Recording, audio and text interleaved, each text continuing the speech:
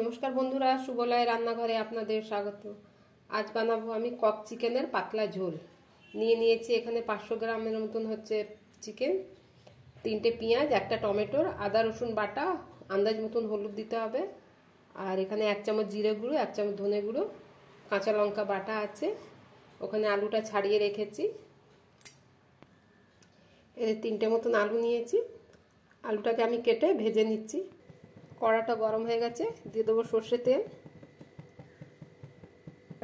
তেলটা গরম হয়ে গেছে, দিয়ে দেবো অল্প হলুদ, দিয়ে দেবো কেটে রাখা আলু।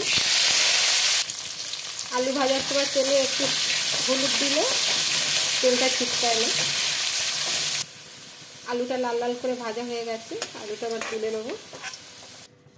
ফোড়নে দেবো তেজপাতা, দেবো কেটে রাখা পেঁয়াজ,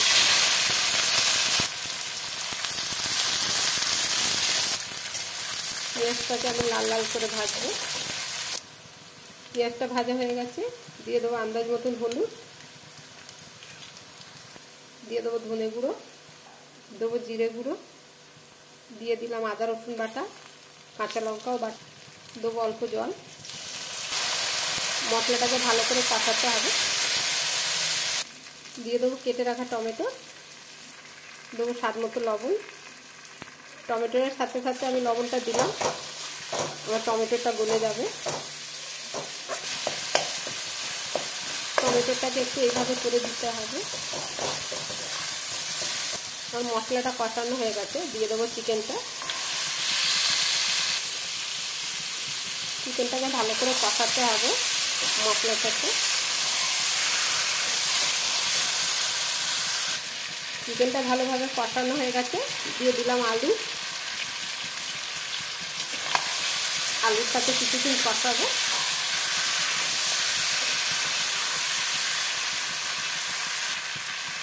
দিয়ে দেবো গরম জল।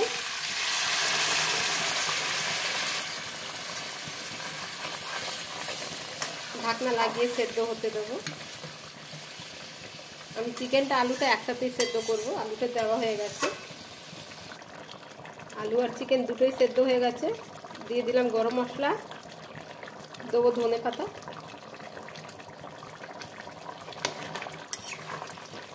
অন্য একটা পাত্রে আমি ঢেলে নিচ্ছি। আমার কক চিকেনের রেডি হয়ে গেছে বন্ধুরা রেসিপিটা। যদি আপনাদের ভালো লেগে থাকে তাহলে লাইক, কমেন্ট, সাবস্ক্রাইব অবশ্যই করবেন। আশা করি ভালো লাগবে।